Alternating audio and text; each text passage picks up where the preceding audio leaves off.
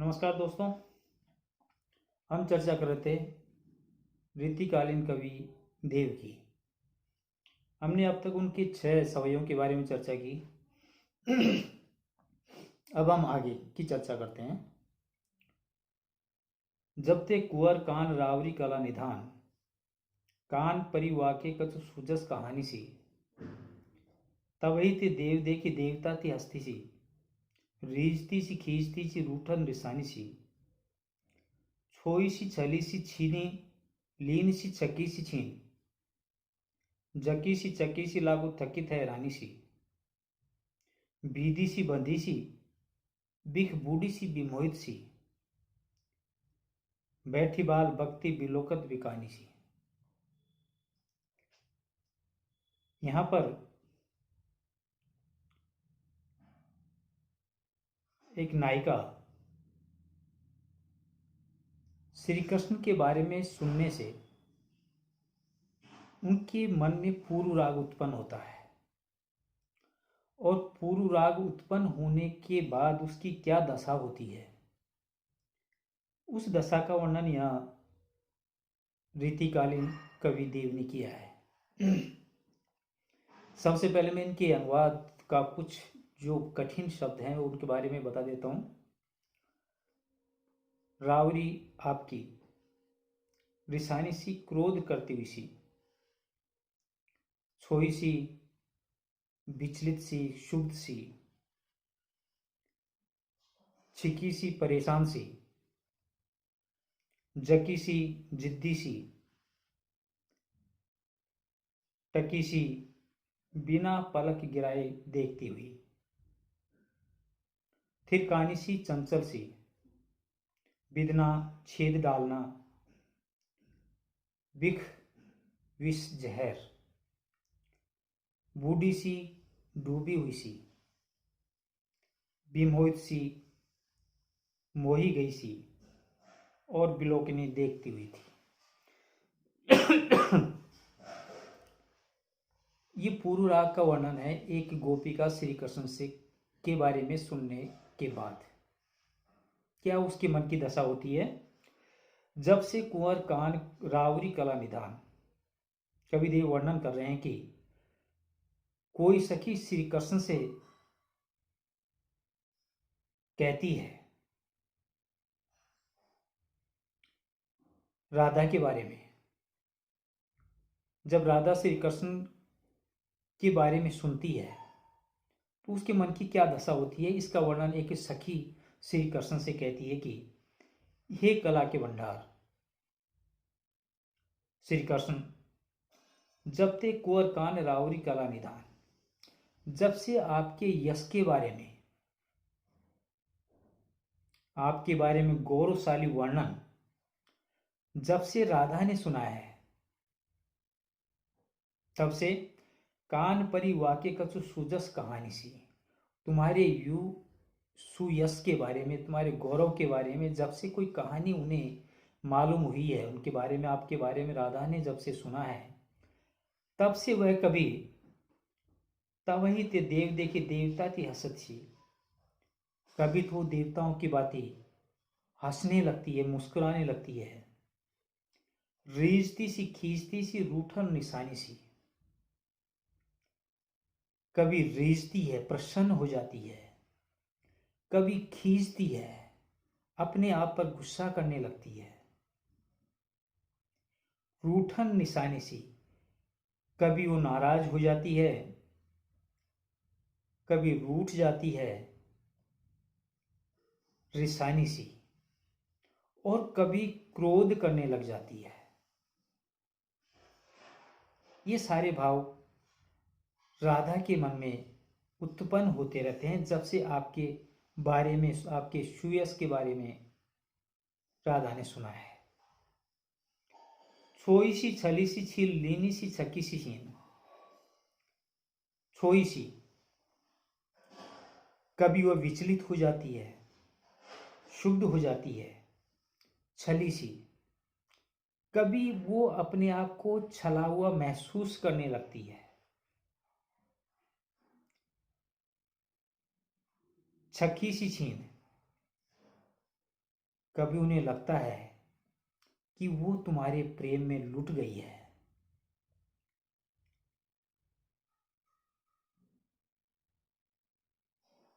Jockey सी लागी थकी है ठहरानी सी, कभी हारी हुई सी, कभी परेशान सी प्रतीत होती है। वह ऐसी लगती है कि जैसे बींदी सी बंदी सी, किसी ने काम के बाण से उसे बेध दिया हो। आपके बारे में इतना ज्यादा वो सोचती है क्योंकि बेहद और बेहंतहा आपसे प्रेम करती है, और उसके कारण वो आपके बारे में इतना ज्यादा सोचती है तो उसे लगता है किसी ने कामदेवी रूपी बाण से तुम्हें उसे भेद दिया है, बंदी सी। और कभी लगता है कि उसे किसी एक जगह किसी ने बांध करके डाल दिया है।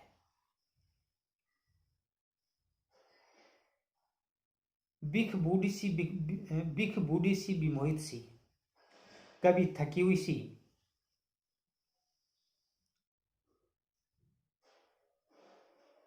कभी जहर में डुबोई हुई सी,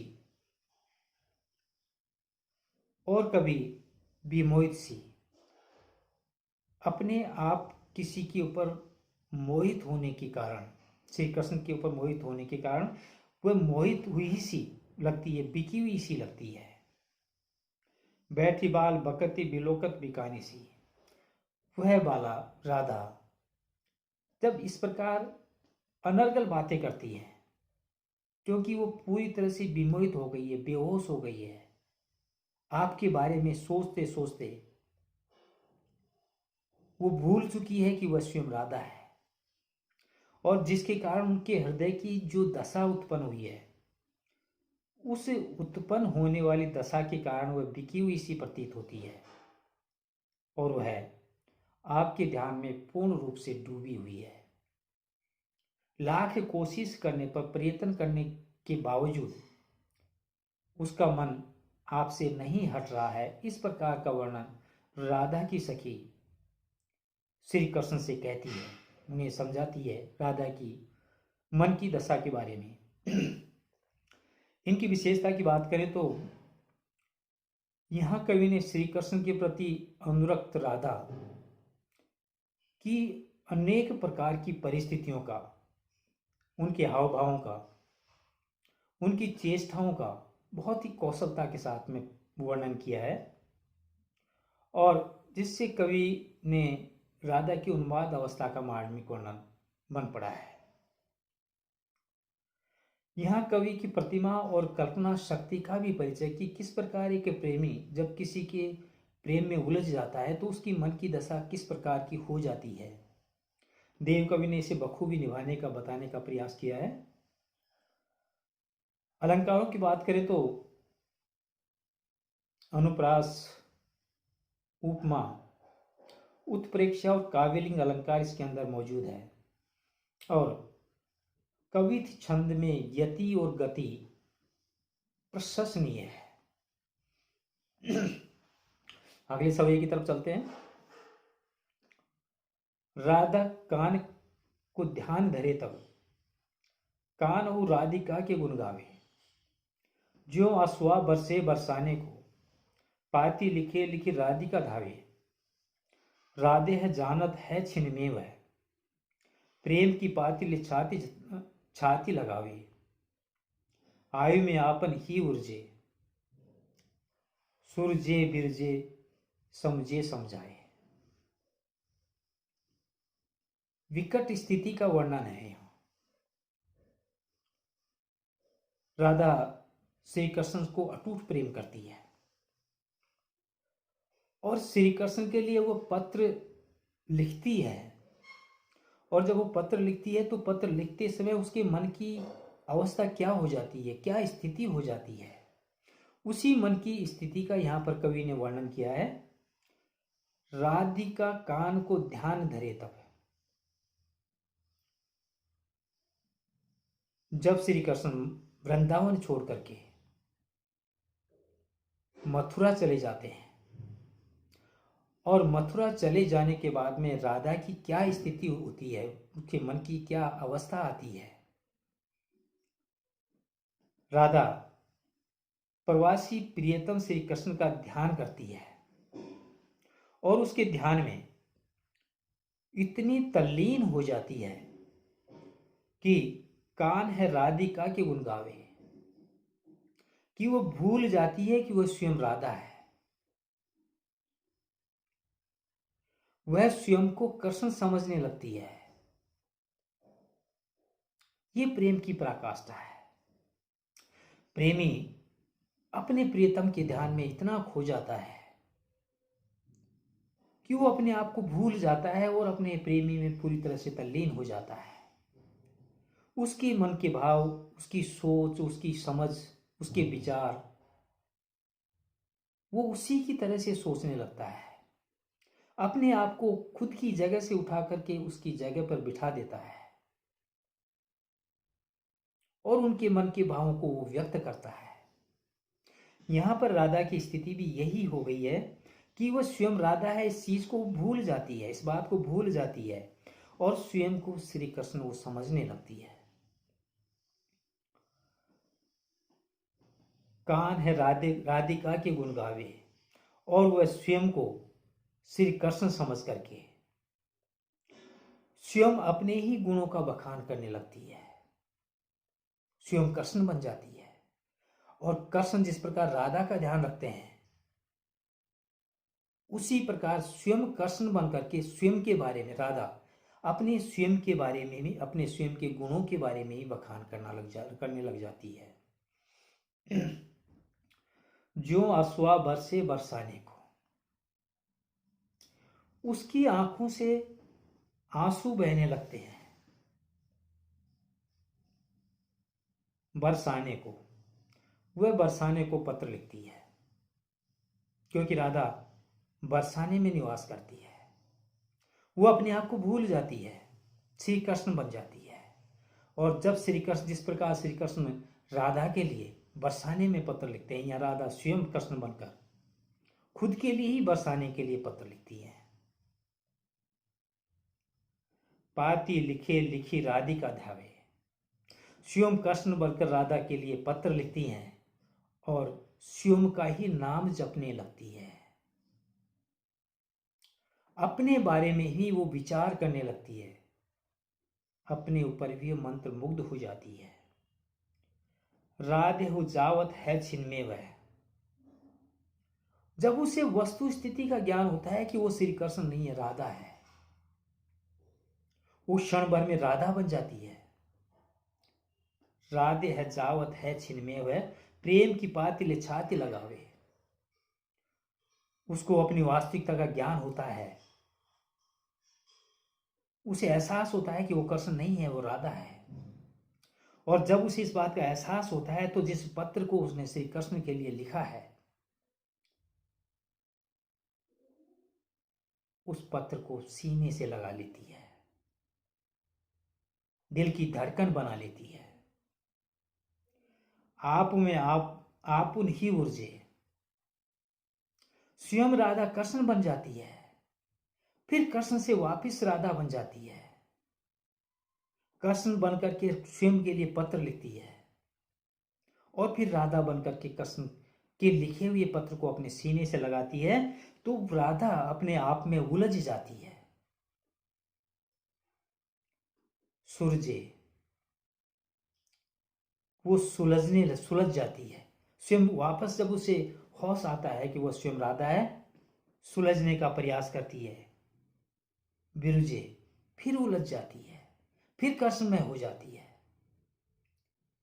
समझे समझावे, कभी राधा बनकर के श्री कृष्ण को समझाती है, कभी स्वयं श्री कृष्ण बनकर राधा स्वयं अपने आप को समझाती है। समझे समझावे, कभी उनको समझाती है, कभी खुद को समझाती है।